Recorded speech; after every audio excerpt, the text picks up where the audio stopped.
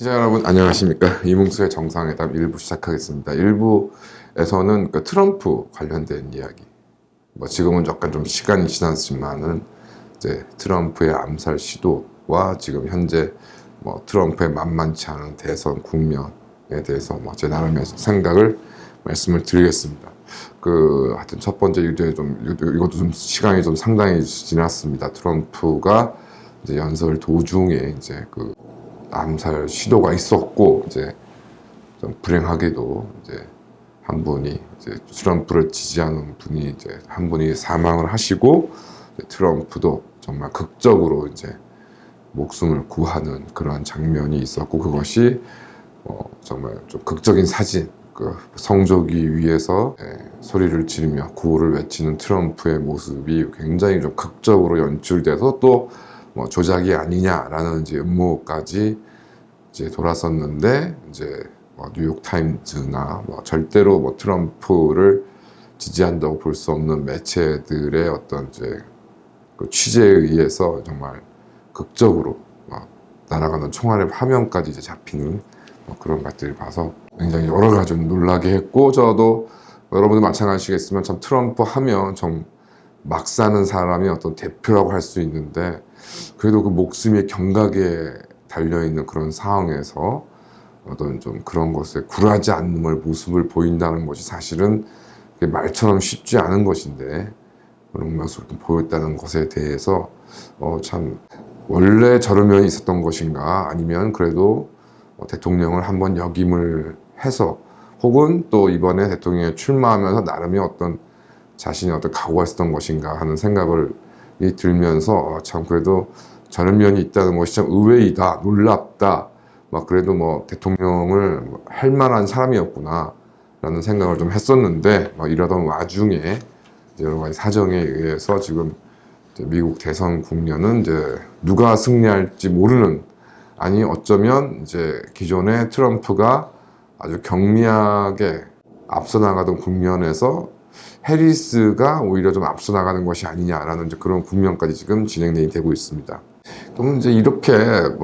원래 앞서던 국면이 약간 역전의 기미까지 된 것이 왜 이럴 것이냐, 특히 암살 시도라는 이제 극적인 장면까지 어떻게 보면은 국민 유권자들한테 굉장히 호소력이 있었음에도 불구하고 왜 이런 현상이 벌어졌을까 생각을 해보면, 좀 후보 수락 연설부터 저는 개인적으로 좀 느낌이 그랬습니다. 후보 수락 연설이 이제 무려 90분이었습니다. 원래 그렇게 인물이 뛰어나지 않은 사람, 목소리나도 어떤 듣는 즐거움을 주지 않는 사람이 물론 지지하는 사람들이야 그게 매력으로 느낄지 모르겠습니다만은, 어쨌든 90분이나 이렇게 길게 이어졌어야 되는 것인가 하는 생각이 좀 많이 들었고요. 그 수락 연설의 이제 취지는 승리하면 대통령 취임 첫날 석유가스 시추, 그다음에 남북 국경을 폐쇄하겠다, 불법 이민자들이 미국에 들어온 것은 침략이다, 그다음에 대선에서 승리해서 대통령에 취임하면 멕시코의 남북 국경 장벽을 완성하고 불법 이민자를 즉시 추방할 것이다, 친환경 정책은 사기다, 그래서 전기자동차 보조금 정책을 첫날 폐지하고 친환경 프로젝트를 도로 교량 건설 자금으로 전환할 것, 그다음에 인플레이션을 즉시 바로잡고 금리 및 에너지 가격을 즉시 인하할 것, 그다음에 자신의 임기 중에, 그러니까 전임 임기 중에도 감세 정책을 펼쳤지만 자신이 또 집권하면 더 많은 감세 정책을 펼치겠다. 국제 안보 관련해서는 우크라이나 전쟁, 이스라엘, 팔레스타인 전쟁,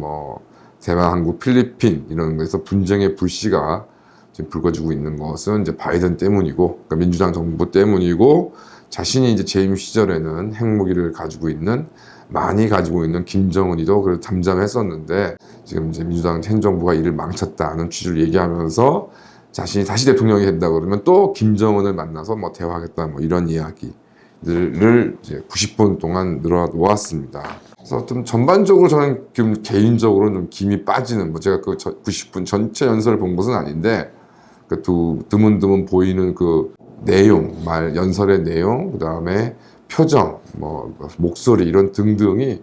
그렇게 큰 매력을 느낄 정도는 좀 아니었다라는 생각이 좀 듭니다. 그래서 이번에 이제 미국 대통령 후보의 암살 시도, 실제로는 이제 트럼프는 전직 대통령이기도 하니까요. 이런 이제 미국 대통령 내지는 대통령 후보에 대한 암살 시도가 뭐 의외로 상당히 많았기 때문에 이러저런 이야기들이 많이 했는데, 저 개인적으로는 참 레이건하고는 여러 가지 좀 비교가 된다. 물론 뭐 그 사람의 외모, 성격, 그 다음에 경험, 기타 등등이 너무나 확연히 다른 사람입니다만은, 어떤 사람에게는 이런 암살 시도가 크게 어떤 정치적 자산이 되지 못해서 이제 당선 대통령으로 지지로 지금 기결되지 않는 반면에, 어떤 분은 극적인 암살 시도를 통해서 정말로 본인과 미국, 그 다음에 세계를 위한 일들을 해나가는 정말 중요한 계기. 트럼프도 이제 복음주의 쪽에 이제 기울이면서 이제 이러저러한 신에 대한 이야기를 많이 합니다만은, 레이건은 말 그대로 정말 본인이 어릴 때부터 이제 복음주의를 신봉했던 이제 어머니의 영향으로 기독교 복음주의에 아주 심취했던 사람인데요. 어쨌든 1981년 이제 3월 30일 이제 레이건 대통령이 취임한 지 채 3개월이 지났을까 말까 할 무렵에 이제 정신 이상자의 총격 암살 시도가 있었습니다. 그래서 이제 흉부에 총알이 박히는, 당시에 이제 긴박한 상황에서는 이제 뭐 경호원들이 레이건 대통령을 이제 몸을 눕혀서 차로 이제 사실 구겨 넣는 그런 모습들, 그리고 그 앞에 이제 당시 이제 보좌관이었던 브래들리라는 분이 이제 총에 맞고 이제 보도 위에 쓰러져 있는 모습들이 저 어렸을 때 이제 생생히 좀 기억이 나는데요. 그런 긴박했던 상황들이어서 뭐 대통령의 이제 당시 레이건 대통령이 어느 정도 총상을 입었는지는 좀 알려지지 않았습니다만은, 일전에 말씀드린 것처럼 굉장히 위험했고, 심지어 이제 그 총알 중에 한 발은 이제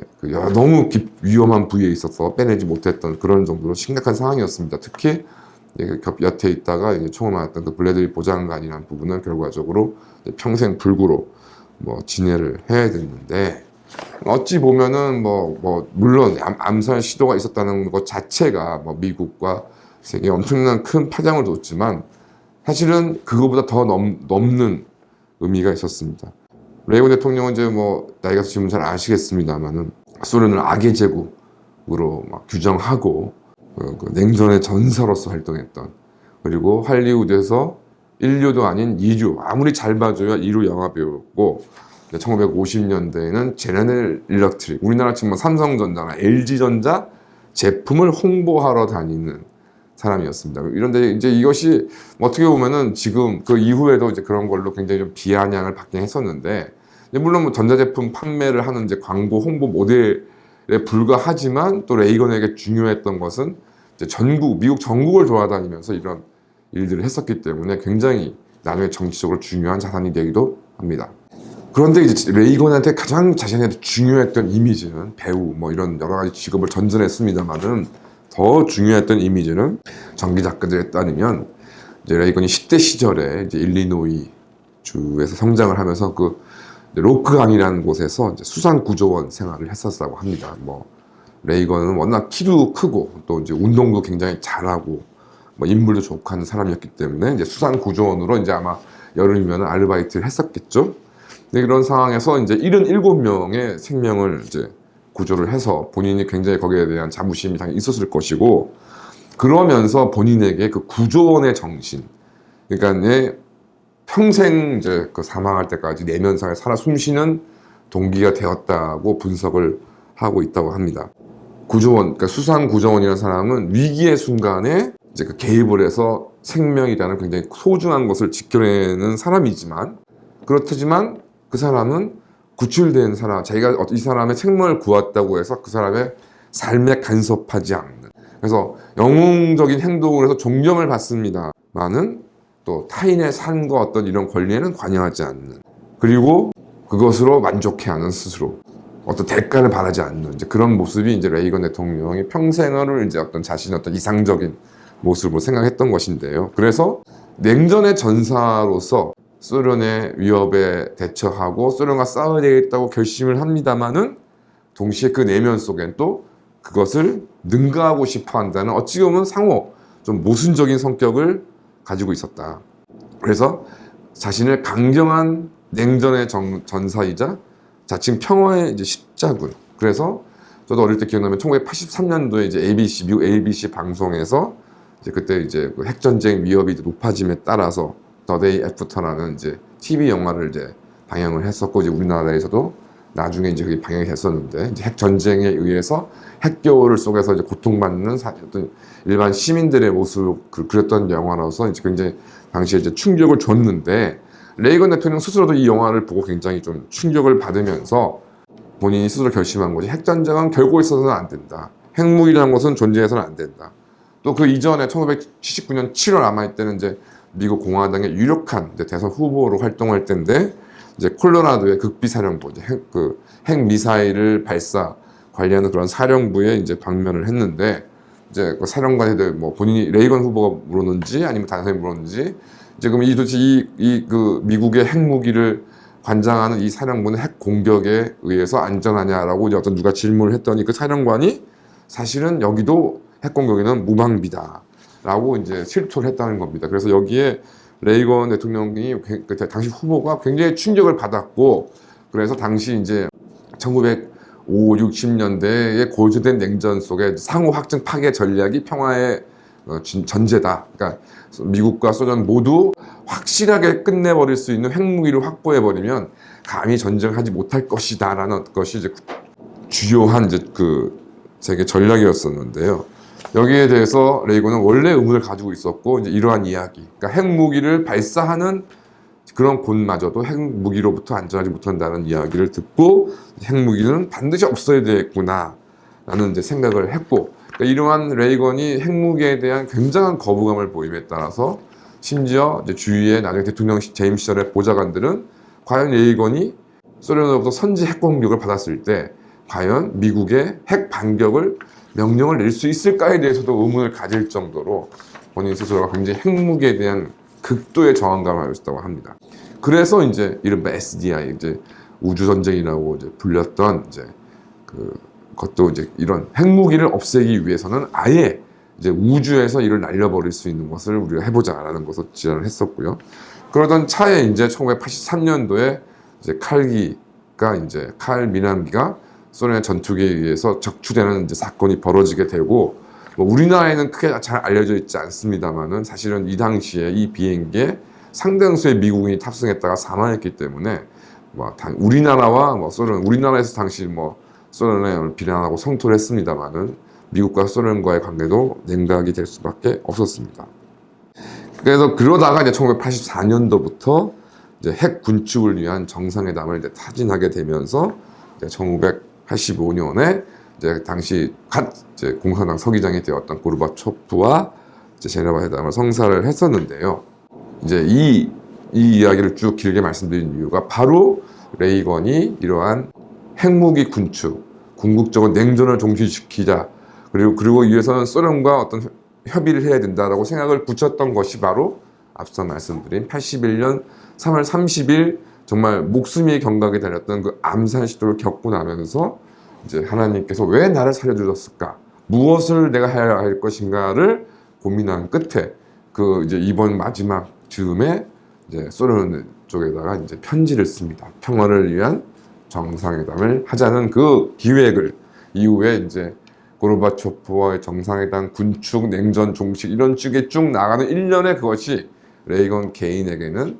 1981년 3월에 있었던 그 암살 시도의 이후에 구체화시켰다는 것이라는 것이죠. 그래서 결과적으로 레이건, 어떤 미치광의 레이건 현 대통령의 암살 시도는 뭐 레이건의 개인에 대한 뭐 가족에 대한 비극일 뿐만 아니라 세계를 뒤흔드는 충격적인 어떤 사건으로 끝날 수 있었습니다만은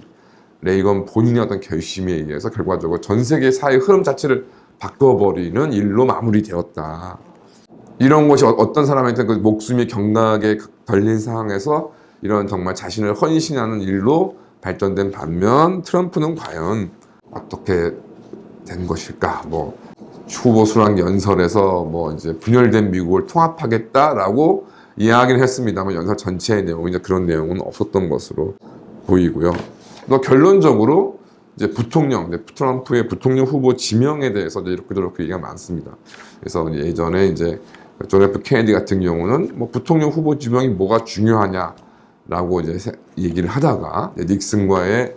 대선에서 이제 그 신승을 거두게 됐는데 그 이제 이유 중에 하나가 이제 존슨이 당시 부통령 후보가 남부에서 이제 압도적인 지지를 나름 이끌어내면서 이제 존 F 케네디가 당선이 되고 그러다 보니 이제 존 F 케네디가 린든 존슨을 좀 달리 보게 되었다라는 이야기도 있습니다. 또 이제 2000년 대선에서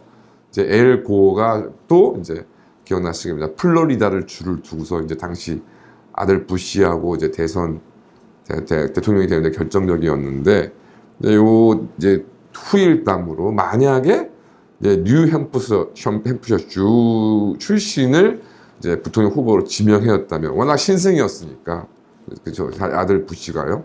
그래서 이제 그랬으면 엘 고어가 당선되지 않았을까라는 뭐 이런 이제 얘기가 나옵니다만은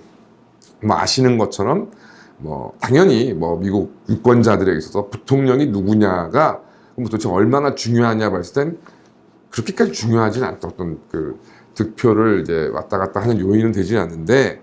다만 이제 이런 문제가 있는 것이죠. 그러니까 좋은 부통령 후보를 지명했다고 해서 그러니까 대선의 결과가 달라지진 않는데 그 대통령 후보가 러닝메이트를 지명하는 것을 보고 그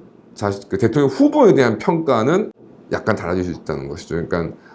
그래도 이 사람이 부통령 후보로 러닝메이트로 이런 사람을 지명하는 걸 보니까 이 사람이 좀 이러저러한 좋은 점이 있구나라고 결론이 날 수도 있고 부통령 후보 그러니까 물론 그 대선 후보를 시각했기 때문일 수도 있습니다만은 부통령 후보가 좀 모자라거나 좀 문제가 있는 사람이 보이면 이 사람이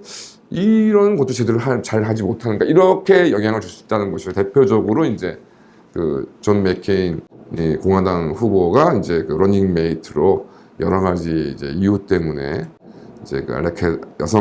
알래스카 주지사 세나 페일린을 이제 지명했었는데 좀 이 여자가 굉장히 여러 가지로 좀 논란을 많이 일으켰던 좀 성숙하지 못했던 좀 실력이 좀 떨어지는 거 아니냐 이런 이제 이야기들이 굉장히 좀 많아서 그와 존 맥케인이 대선에 승리하지 못한 하나 요인이 되기도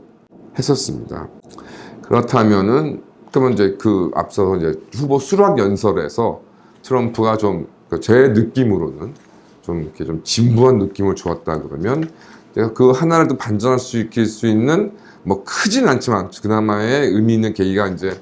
러닝메이트 지명이었는데 이제 뭐 아시는 것처럼 벤스라는 사람을 이제 지명을 했습니다. 그 사람도 나름 뭐 여러 가지로 뭐 훌륭한 면이 있겠습니다만은 저도 저 개인적인 느낌도 그렇고 대표님도 그런 부분을 지적하시는 걸로 저는 아는데 결과적으로 펜스 같은 놈이 싫었던 게 아니냐 트럼프 입장에서는